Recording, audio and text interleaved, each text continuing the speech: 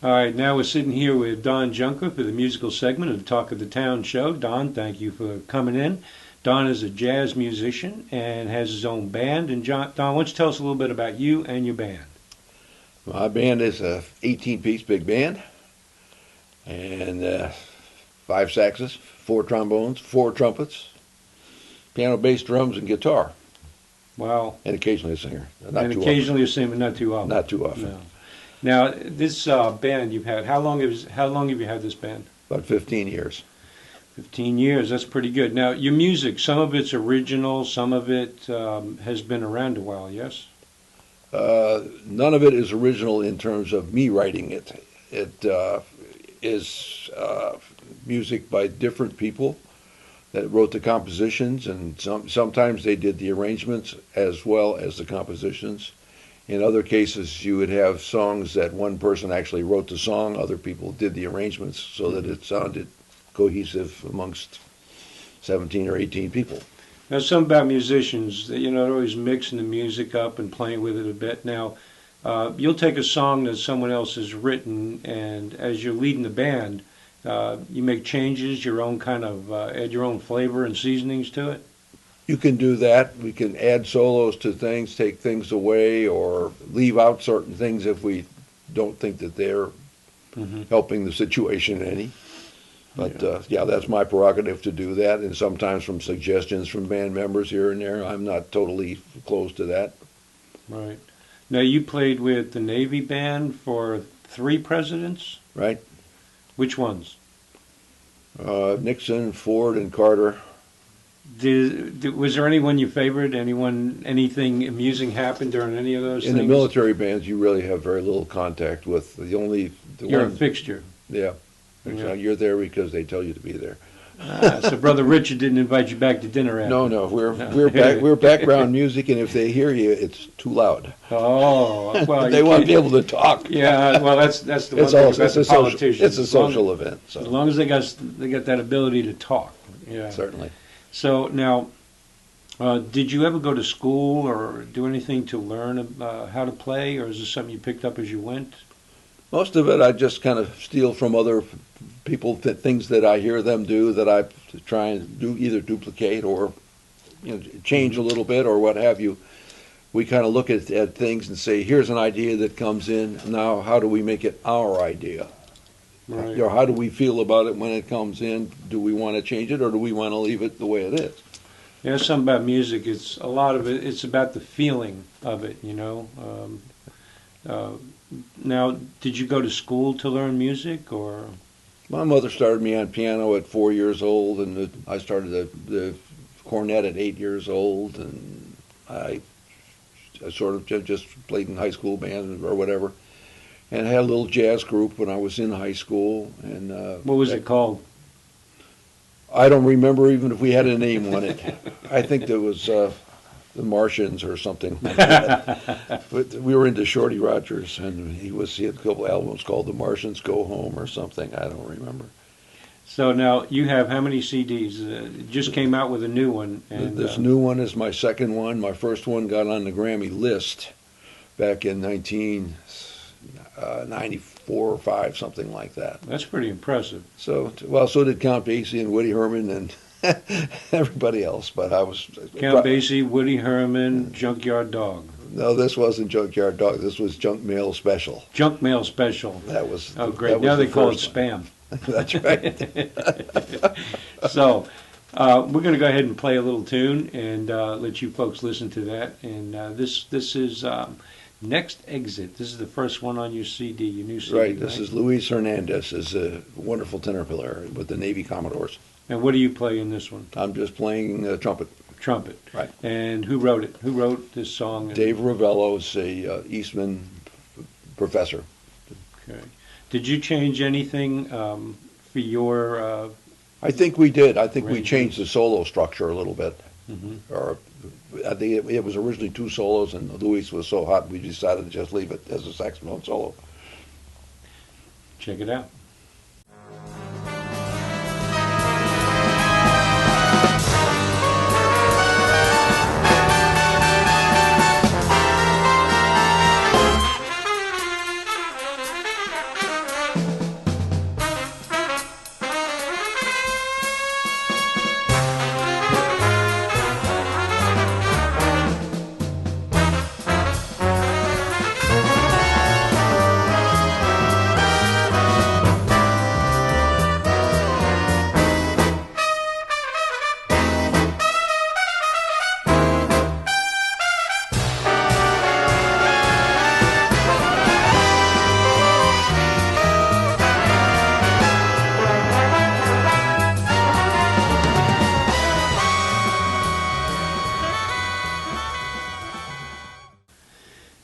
right, that was a good tune. And so now you don't play at gigs, and you're definitely not a wedding band, stuff like that. You We very play specific. weddings and bar mitzvahs. Do Anything, you really? Oh, anything. If you got the money, we'll play. It doesn't matter.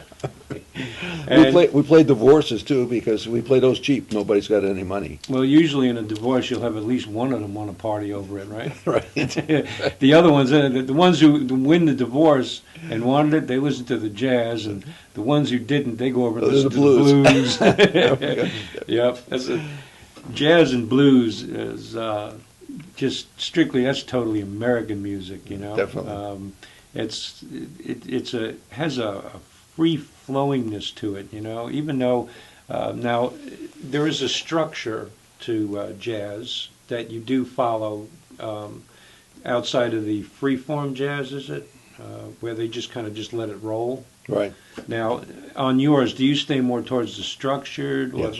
You do. Yeah. You do. Why was that? I guess it's probably what I know best. I think I would be foolish to go out and try and do something I don't know anything about. So that's interesting. You I mean, but we've got people in the band that have done that and gone the other directions, and I'm all the time learning from younger people. I'm 73 years old, so that's impressive. I've got to reach out and find out what these kids are doing because they're definitely on top of the game. Interesting. All right, this next piece is called Early Riser. Why don't you tell us a little bit about Early Riser? Early Riser is a Hank Levy composition, Hank Levy arrangement that Hank Levy is an exponent of time signature differences compared to what we're used to listening to of things in what we call 4/4 or 3/4.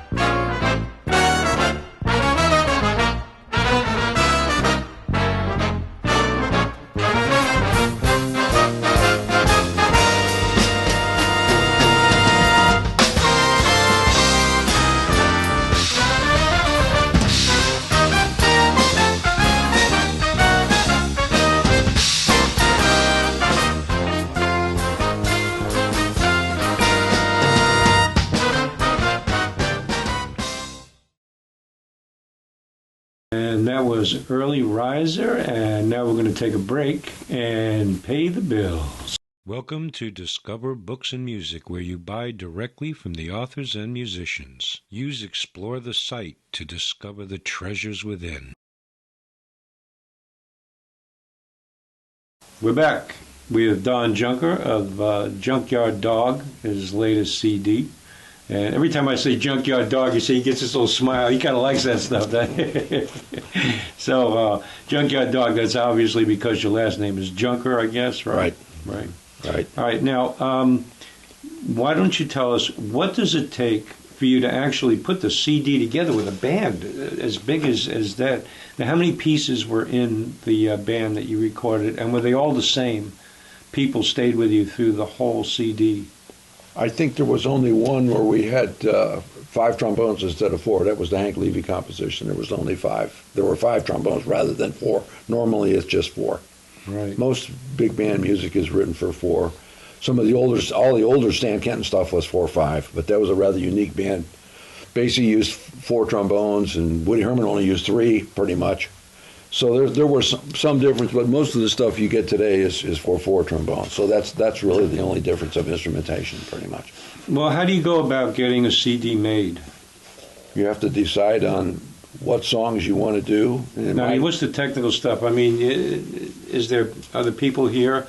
Well, I do know some, like, you ever hear Richard Bowen, Whale Hunter Records? Okay, he's a local small label, and he's one of the people that are just absolutely gifted with mixing music. I was so blown away by his music mix that I actually looked him up and got to know him, and I worked with him on a rap video. That was one rap video we were talking about earlier that I'm not a big rap fan, but that was actually pretty well done. Had a good storyline behind it too. So when you went out and decided to make your CD, did you know somebody in the business who you could record? I mean, it's different for a band who shows up. They want to record, guitar, bass, drums, singer, something, four-piece band. But you got how many people in your band? We have 17 people in the band, but like the drums may have 5 or 6 microphones. Microphone on each one. You may have separate microphones for the saxophone, and the flute is held in a different position, so that it's might be a separate microphone. So the reed players may have 2. So they'll be running 24 tracks. That's amazing. So did you know who mixed your music for you? Who was that? Bob Dawson at Bias Recording Studio in Springfield, Virginia. He did my first album, and he's got ears. I've known him for 30 years, and he's got the best ears. I don't have to go to California or New York or anywhere. Nice. He's right here, and wonderful.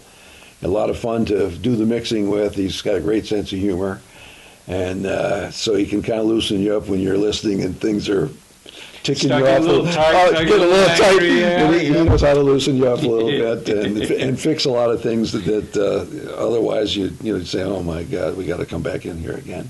I didn't hear that before, or something like that. Right. Now, how long does it take you to mix, for instance, Next Exit? How long did it take you to mix that song? And how much studio time did you spend? We might have spent a day on a very difficult piece, for one thing. The other problem that I had is I didn't get the music until, I had like 2 weeks of one night a week rehearsal time on those things. And for stuff that difficult, it's kind of tough to get the flavor. So you spend studio time actually rehearsing it to try and get it so that you can record it and play it. Right. So if it's something you've been playing, over and over for a while, it goes helps. down much easier. Sure, it does. But I haven't been afforded that luxury of those, because the things that I wanted, I knew what I wanted. And if you want to use that studio, you better get on the docket to get into the studio to record out in front. Sometimes it might be 6 months before they can group 3 days together. Then you have to worry about which people are available to do it at that time. Right. That's hard too, scheduling. People have daytime jobs and what have you. So how are they going to either get off their daytime job or do something else, or have to get somebody else that can get off to come in? So there's a lot of stuff to it. What's this next song you want to play? What is it? All the Way? All the Way? All the Way is a Paul Anka composition. A lot of people have recorded All the Way. This is sort of our vision of it's a samba, and it's flugelhorn first and a little trumpet playing, and then flugelhorn solo, guitar solo. And it's pretty taxing for the band. There's a nice ensemble section in there where the rhythm drops out, and it's nothing but the horns. And so it's very exposed, and if you're screwing up, it'll come out. Let's listen.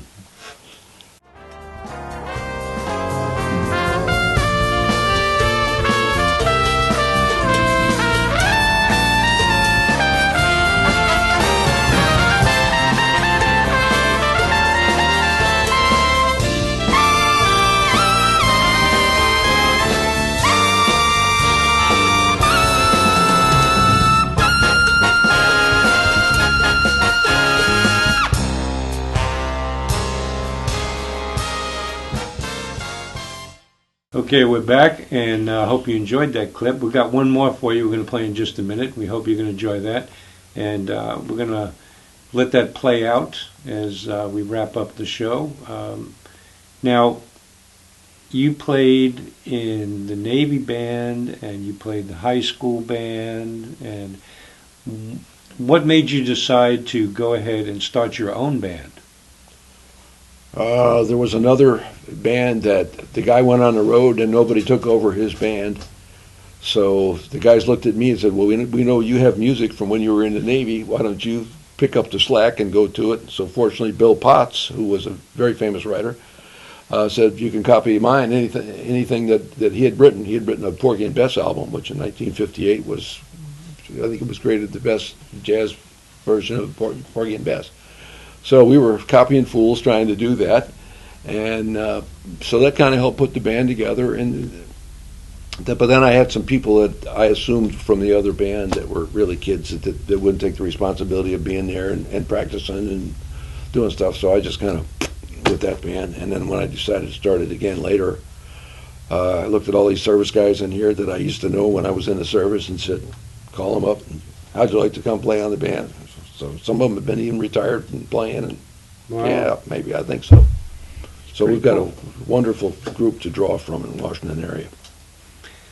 Anything you want to say to the folks before we, both of us, kill our sound and we let you start listening to a little Junkyard Dog? Please listen to it more than one time. Yeah, we've talked about that.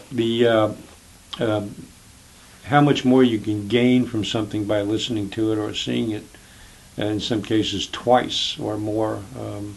And for those of you who like to pigeonhole your music and you're very fussy about what you watch, clean your ears out. You never know what's lurking around there in the, especially the old wax days, right?